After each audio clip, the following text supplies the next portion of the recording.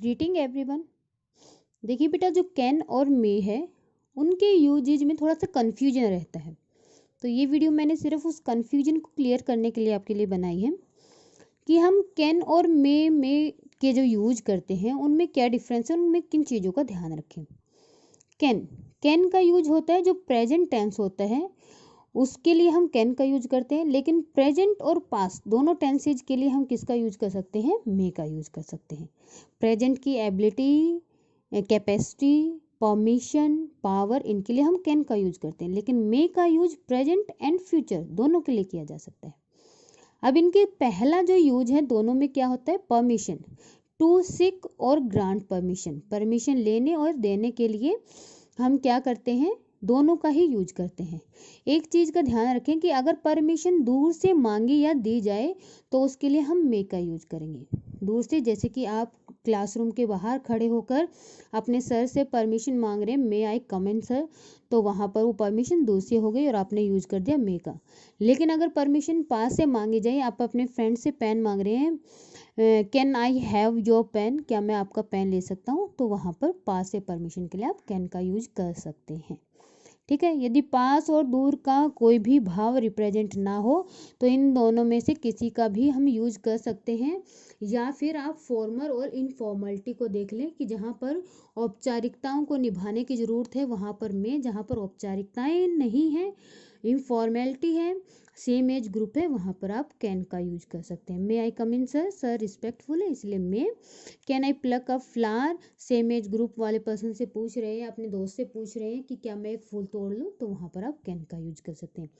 Next है to show possibility, संभावना को दिखाने के लिए कि कोई भी ऐसा पॉसिबिलिटी, कोई भी ऐसा एक्शन जिसमें पॉसिबिलिटी अधिक है, काम के होने की संभावनाएं ज़्यादा हैं, वहाँ पर कैन का यूज होगा। जहाँ पर पॉसिबिलिटी कम है वहाँ पर मे का यूज करना है। Anyone can make a mistake, कोई भी गलती कर सकता है। मलेरिया कैन बी डेंजरस, जो मलेरिया है वो डेंजरस हो सकता है। यहाँ पर इन सेंटेंसेज में लेस पॉसिबिलिटी है। इट मे रेन टुमारो, कल बारिश हो सकती है। जहाँ पर पॉसिबिलिटीज कम है वहाँ पर मे, जहाँ पर पॉसिबिलिटीज ज़्यादा है वहाँ पर आप किसका यूज करते हैं, कैन का यूज करते हैं। अब एक और सिमिलरिटी आई थी मे में और वुड में, क्योंकि मे वाले सेंटेंसेज में विश, होप, प्रेयर, इनके लिए हम यूज करते हैं किसका, मे का। एक्सक्लेमेटरी सेंटेंसेज में, जिन सेंटेंसेज के एंड में एक्सक्लेमेटरी साइन होता है उन सेंटेंसेज में। लेकिन हमने एक यूज वुड का भी ऐसा ही किया था, तो उनमें सिमिलरिटी तो है ये एक्सक्लेमेशन की, लेकिन इसके साथ साथ कुछ इसमें डिफरेंस भी है। वो क्या है कि अगर सेंटेंस में विश, प्रेयर, होप ये हैं तो आपको सेंटेंस में मे का यूज करना है। लेकिन अगर आपकी इमेजिनरी सिचुएशन है, कोरी कल्पना है, वास्तविकताओं से जिसका संबंध नहीं है, और स्टार्टिंग में फिलअप, लास्ट में एक्सक्लेमेटरी साइन है, फिलअप के तुरंत बाद डेड है, डैट है, सिंगुलर सब्जेक्ट क्या है, प्लूरल की हेल्पिंग वर्ब कैरी करता है, तो वहाँ पर वुड का यूज किया जाना है। Is it clear.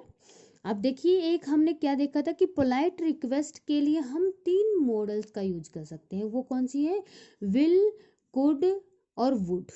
अब इन तीनों का ही यूज कर सकते हैं, लेकिन इनमें सबसे ज़्यादा पोलाइटनेस किस में होती है, वुड में होती है। ठीक है, इनमें सबसे ज़्यादा पोलाइटनेस वुड में होती है इन दोनों की बजाय। आप वुड और विल दोनों का भी, यानी कि ऑप्शंस में ब्लैंक लगा के या एक स्लैश लगा के दोनों का भी यूज कर सकते हैं। अब नेक्स्ट देखिए कि अगर आपका सबॉर्डिनेट क्लोज पास्ट टेंस में है और वो सेंटेंस अगर इफ से स्टार्ट हो रहा है, तो आपका जो मेन क्लोज है उसमें आप कुड या वुड दोनों का यूज कर सकते हैं। If I had money I could bye a car, I would buy a car, दोनों में से आप किसी का भी यूज कर सकते हैं, दोनों आ सकते हैं। I would buy a new house if I one a lottery, अगर मैं एक लॉटरी जीत लेता हूँ तो मैं एक नया घर खरीद सकता था।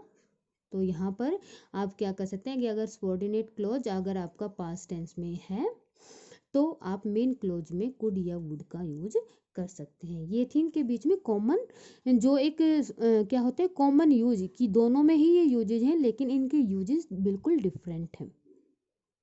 अब देखिए, शुड और ऑट्स टू सिमिलर हैं, दोनों की हिंदी क्या होती है, चाहिए होती है। हम शुड की जगह पे ought to का भी यूज कर सकते हैं, लेकिन थोड़ा सा डिफरेंस अगर हम करना चाहिए, वैसे बहुत ज़्यादा डिफरेंस नहीं है, आप ought to जहाँ लगा रहे हैं वहाँ पर शुड भी लगा सकते हैं, देयर इज नो डिफरेंस। जैसे कि we should love our neighbours, we should help the needy people, we ought to serve our aged parent, you ought to respect your elders। यहाँ पर थोड़ा सा डिफरेंस जो मुझे लगता है कि हो सकता है वो क्या है, मोरल ऑब्लिगेशंस के लिए हम यूज करते हैं ought to का, और जहाँ पर सामाजिक कर्तव्यों की बात होती है वहाँ पर हम शुड का यूज कर लेते हैं। मोरल यानी कि जिसका अगर मान लो समाज में किसी काम के ना करने से अपमान का डर होता है तो उनके लिए हम शुड का यूज कर लेते हैं, लेकिन जहाँ पे जिस काम को निभाने में अपमान का भय रहे, अपमान का भय नहीं है, वहाँ पर शुड। जहाँ पर थोड़ा सा अपमान लगे, डर लगे कि समाज क्या कहेगा, वहाँ पर हम ought का यूज कर लेते हैं। लेकिन इन दोनों को आप सिमिलरली यूज कर सकते हैं, इनमें डिफरेंस नहीं है, बिल्कुल वैसे ही जैसे कि किस में था, वुड में, और एक और था आपका यूज टू। इन दोनों को ही हम यूज कर सकते हैं किसके लिए, पास्ट की हैबिट के लिए, पास्ट हैबिट के लिए इन दोनों का यूज होता है। ऐसे ही पीस ऑफ एडवाइज, एडवाइज के लिए, सजेशन एडवाइज के लिए, इंस्ट्रक्शन के लिए आप किसका यूज कर सकते हैं, शुड और ought to का यूज कर सकते हैं।